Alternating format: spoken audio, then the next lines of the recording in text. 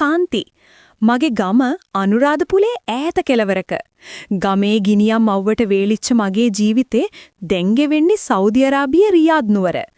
මම මේ රටට පය තිබ්බේ මගේ දරුවෝ දෙන්නට හොඳ අනාගතයක් හදලා දෙන්න.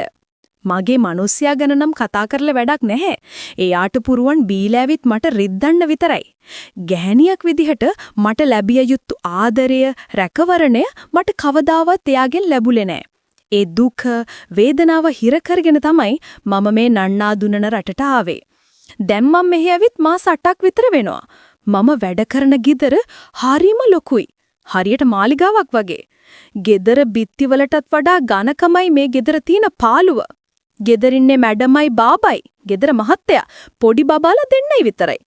බාබා එයාගෙන කියනවා නම් එයා අඩි 6ක් විතර උස, දැක්කම ඕනම කෙනෙක්ගේ හිතේ ගෞරවයක් වගේම යම්කිසි බියක් ඇති වෙන පෙනුමක් තියෙන අරාබි ජාතිකයෙක්. එයා ගොඩක් වෙලාවට ගෙදර නැහැ. ගෙදර හිටියත් එයා සුදු පාට කන්දූරා වැඳලා හරිම ගැඹීරව යාගේ පාඩුවේ ඉන්නවා. එයා මගේ දිහා කෙලින් බලන්නේවත් නැහැ.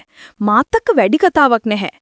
කාන්ති වෝටර්, කාන්ති ක්ලීන් වගේ වචන කෑල්ලක් දෙකක් කියන වෑරෙන්න වෙන මොකුත් කියන්නේ නැහැ. හැබැයි මම දැකලා තියෙනවා සමහර වෙලාවට එයා මගේ දිහා බලන් ඉන්නවා මට හොරෙන්. ඒ බැල්ම හරිම ගැඹුරුයි. ඒ ඇස්වල මොකක්දෝ කියන්න බැරි කතාවක් හංගගෙන ඉන්නවා කියලා මගේ ගැහෙනු ඉවට දැනුණා. ඒ බැල්ම මගේ ඇඟට වැදිනකොට මට අමුතු හිරිවැටීමක් දැනෙනවා. මේ හැමදේන වෙනස් වුණේ ගිය සතිය දවසක. එදා බ්‍රහස්පතින්දා දවසක්. මෙහි නිවාඩු කටන් ගන්නේ බ්‍රහස්පතින්දා රෑ ඉඳන්නා. මැඩම් මෙයාගේ නංගිලාගේ ගෙදර ගියා දවස් දෙකකට පොඩි බබාලා දෙන්නවත් අරගෙන. වෙනදාට බාබත් එහි යනවා. ඒත් එදා බාබාට හදිසි වැඩ වගේක් කියලා එයා ගෙදර නතර වුණා. රෑ 12ත් පහුවෙලා තිබුණේ. මම කුස්සියේ වැඩ ඔක්කොම ඉවර කරලා හෙට උයන්න ඕන එළවලු ටිකත් සුද්ධ කරලා ෆ්‍රිජ් එකට දැම්මා. මුළු ගේම පුදුම පාළුවක් තිබුණේ. AC එකේ කියන සද්ද විතරයි ඇහෙන්නේ. මම ඇඳගෙන හිටියේ ගෙදරට ඇඳින පරණ සිල්ක් ගවුමක්. දවසම වැඩ කරලා ඇඟට මහන්සි වුණත් මම හැවස ඇඟ ඕදගත්ත නිසා ගෙදරින් ගෙන ආපු සඳුන් සබන් කෙටේ සුවඳ මගේ ඇඟෙන් ලාවට එනවා කියලා මටම දැනුණා. මම කුස්සිය ලයිට් එක නිවන්න හදනකොටම තමයි සාලෙපත්තේ නඩි සද්දයක් ඇහුනේ. මම ගැස්සිලා ගියා. දෙයනේ මේ වෙලාවේ කවුද? මම හෙමින් කුස්සියේ දොර රෙද්ද එහාට කරලා බැලුවා. එතන හිටියේ බාබා. මම බාබාව කවදාවත් මෙහෙම දැකලා නැහැ. හැමදාම දැකලා තියෙන්නේ සුදු දිග කන්දූරාව ඇඳලා ඔළුවට ජටාව දාලා හරිම ගැඹීර විදියට ඉන්නවා විතරයි. ඒත් අද එයා ඇඳලා හිටියේ දන හිසෙට විතරක් දිග කොටකලිමකුයි ඇඟට මැලෙන තුනි ටී-ෂර්ට් එකකුයි. එයාගේ අත්වල මස්පිඩු පපේ මහතේ ඇඳුමැස්සෙන් පේනකොට මගේ හිත නිකන් ගැස්සිලා ගියා. එයාගේ කොණ්ඩේ ටික කවුල් වෙලා තිබුණේ. මූණේ තිබුණේ නිදිමත පෙනුමක් එක්ක මුසු වෙච්ච තනිකමක්. කාන්ති බාබාගේ කටහඬ ශරිම ගැඹුරුයි. මේ රෑ නිශ්ශබ්දතාවය නිසා ඒක තවත් හයියෙන් ඇහුණා. ජී බාබා? ඕ බාබා? මම අරාබියෙන් දන්න වචන ටිකෙන් උත්තර දුන්නා. මම හිටියේ බයෙන්. ඒ වගේම මගේ හිතේ අමුතු චකිතයක් තිබුණා. මගේ අත් දෙක පපුවට තුරුල් කරගෙන මම බයෙන් වගේ බලන් හිටියා. එයා කුස්සිය අතුනට ආවා. එයා එනකොට එයාගේ ඇඟෙන් පුදුම පිරිමි සුවඳක් ආවා. ඒ මිල අධික සුවඳ විලපුණ සුවඳට මට හුස්ම හරිහිර වගේ දැනුණා. මොයා? ජීප් මොයා? එයා අතින් කටට ඉඟි කරමින් කිව්වා. මට තේරුණා එයා වතුර ඉල්ලන්නේ කියලා. හරි බාබා. හද මම ඉක්මනට ෆ්‍රිජ් එකෙන් වතුර බෝතලයක් අරගෙන වීදුරුවකට වත් කළා. මගේ අත් වෙවුලනවා වගේ මට දැනුණා. මොකද බාබා මගේ දිහා බලාගෙන හිටපු විදිය හරිම අමුතුයි. වෙනදාට එයා මගේ දිහා බලන්නේවත් නැහැ. ඒත් අද එයාගේ ඇස් මගේ මූණේ ඉඳන් පහළටම යනවා කියලා මට දැනුණා. මම වතුර වීදුරුව එයාට දික් කළා. එයා වීදුරුව ගන්නකොට එයාගේ ඇඟිලි මගේ අතේ වැදුනා.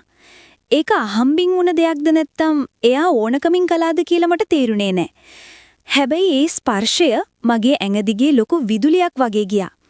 මම ටක් ගාලා අතපස්සට ගත්තා. බාබා වතුරේක එක හුස්මට බීලා ඉවර කරලා වීදුරුව පැන්ට්‍රි උඩින් තිබ්බා. ඊට පස්සේ එයා යන්න ගියේ නැහැ. එයා පැන්ට්‍රි කබෝඩ් එකට හේතු වුණා. දැන් එයා ඉන්න මට ගොඩක් ළඟින්. කාන්ති එයා හෙමින් කතා කළා. "ඔව් බාබා."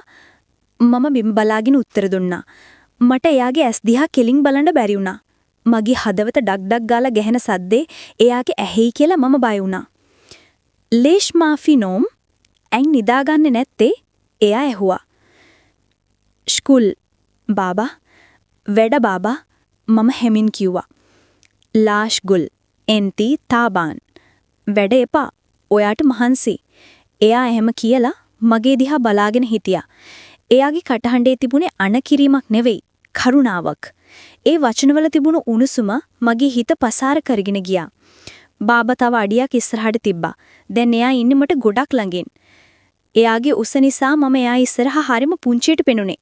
තාලි එන්න එයා සාලේ පැත්ත පෙන්නුවා. මම දෙගිඩියාවින් එයා පස්සෙන් ගියා.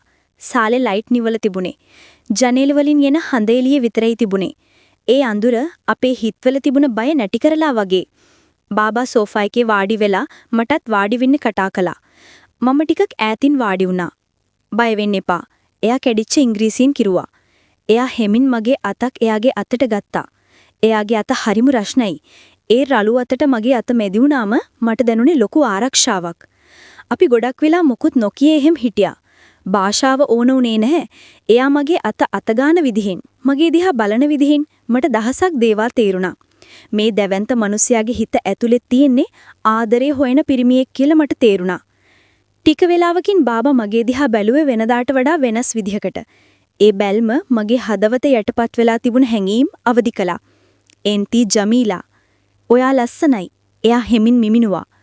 අවුරුදු ගානක තිස්සේ මම කැතයි කාලකන්ණි ගෑණියෙක් කියලා බැනුම් අහපු මට මේ පිටරට පිරිමියෙක් ලස්සනයි කියනකොට මාව පහ වෙනවා වඩේ දැනුණා. මම ලැජ්ජාවෙන් බිම බලාගත්තා. බාබා මගේ නිකටින් අල්ලලා මගේ මූණ එයාගේ පැත්තට හැරුවා. එයාගේ ඇස්වල තිබුණේ රාගීට වඩා එහා ගියේ ලুকু ආදරයක් සහ ඉල්ලීමක්. එයා මගේ මූණට තව ළඟින් වුණා. එයාගේ හුස්ම මගේ මූණට වැඩෙන දුරටම එයා ආවා. මගේ කකුල් පණ නැති වෙනවා වගේ දැනුණා. මම ඇස් පියාගත්තා. එයා මගේ නළලට හාදුවක් දුන්නා. ඒක මහ ලොකු හාදුවක්. මගේ මුළු ජීවිතේම වෙහෙස, මහන්සිය, දුක නිවන හාදුවක්. එයා තත්පර ගානක් එහෙම හිටියා. මගේ ඇස් වලින් කඳුළු ගලාගෙන ගියා. මට ඉබේම මගේ අත් දෙක යාගේ ඉන වටේ යවුණා. මම යාගේ පපුවට ඔළුව තියාගත්තා. එයාගේ හදවත ගැහෙන සද්දේ මට ඇහුණා. එයා මාව තදින් තුරුල් කරගත්තා. කාන්ති, එයා මගේ කනට කොඳුරලා කිව්වා. එදා රෑ අපි දෙන්න අතරේ වචන වලින් කියන්න බඩි ගොඩක් දේවල් හුවමාරු වුණා. එයා මගේ දිහා බැලපු විදිය, එයා මගේ පිට අත ගාපු විදිය, එයාගේ උණුසුම, ඒ හැම දෙයක්ම මගේ මතකේ සදාකාලිකවම රැඳුණා. අපි සීමාවන් පැන්නේ නැහැ. ඒත් අපි දෙන්න අතර තිබුණු පවුර එදා රෑ බිඳිලා ගියා. අපි දෙන්න සෝෆා එක උඩ ගොඩක් වෙලා තුරුල් වෙලා හිටියා. කාන්තාරි සීතල රෑක මට දැනුනේ උණුසුම මගේ ජීවිතේටම එටි. මම අවුරුදු ගාණක් හිර කරගෙන හිටපු මගේ ගැහණුකම එදා බාබාගේ උණුසුම ඉස්සරහ දිය වෙලා ගියා. එදා රෑ මම නිදාගත්තේ නැහැ. පාන්දර වෙන්න ලං වෙලා තමයි මම මගේ කාමරයට ගියේ. යනකොට බාබා මගේ අත තදින් අල්ලලා නැවැත්තුවා. එයා මුකුත් කිව්වේ නැහැ. හැබැයි එයාගේ ඇස්වලේ තිබුණේ යන්න එපා කියන බැල්ම. මම අමාරුවෙන් එයාගේ අත අත්තරලා කාමරයට ආවා. පහුදා උදේ මැඩම්ලා ආවා. ගෙදර ආයේ පරණ විදියටම කාර්යබහුල වුණා. බාබායේ පරණ බාබාවම වුණා. කන්දූරාව ඇඳලා ගාම්භීරව ඉන්නවා. පිටින් බලන කෙනෙක්ට අපි දෙන්න අතරේ කිසිම දෙයක් වුණා කියලා හිතා ගන්නත්වත් බෑ. මැඩම් බාබට කෑ ගහනකොට බාබා නිහඬව අහගෙන ඉන්නවා. ඒ වෙලාවට එයා මගේ දිහා හොරෙන් බලනවා. ඒ බැල්ම, ඒක තමයි දැන් මගේ ජීවිතයේ තියෙන එකම සතුට සහ රහස. එයා කුස්සිය ප්‍රත්තේනකොට වතුර ඉල්ලන මුවාලෙන් මගේ අතේ ඇඟිලි තද කරලා යනව කාටවත්ම නොපෙනෙන්න. සමහර වෙලාවට මම තේ හදලා දෙනකොට එයා ජමීලා කියලා මට විපරක් ඇහෙන්න මිමුණනවා. ඒ වචනේ ඇහෙන වාරයක් පාසා මගේ හිත එදා රැට දුවනවා. මට මතක් වෙන්නේ එයාගේ උණුසුම් ස්පර්ශය සහ ඒ පිරිමි සුවඳ. අපි අතර එදා රෑ සිද්ධ වුණේ මොකක්ද කියලා කවුරු හරි අහුවොත් මට දෙන්න උත්තරයක් නැහැ. ඒත් මම දන්නවා මේ කාන්තාරයේ මැද්දේ මේ ලොකු තාප්පවලින් වටවුණු ගෙදර මගේ හදවත ගැස්සෙන්නේ එකම තැන එයා ළඟ බව. ඒක කාටවත් කියන්න බැරි, කවදාවත් එළිය කරන්න බැරි රහසක්. ඒ රහස මගේ හිතේ තියෙනකම් මට මේ කාන්තාරයේ පාළු නෑ.